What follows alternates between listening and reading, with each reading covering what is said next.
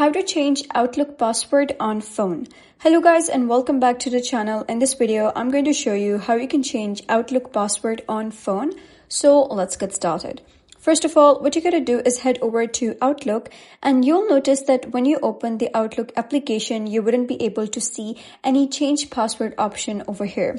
So in order to do that, what you gotta do is head over to any of the search engine, such as Safari, Google Chrome, anything.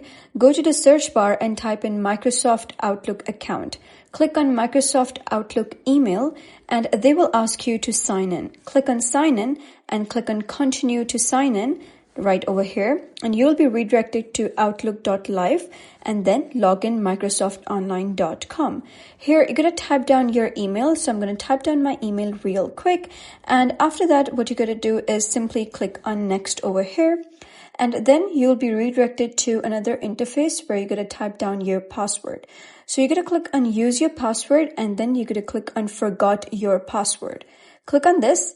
So here you're going to type down the code that is either generated by your authenticator app or sent to your Gmail or email or anywhere that you have linked. So you're going to simply type that code down over here, click on next, and then you're going to type down the new password. And just like that, that is how you can change Outlook password on phone.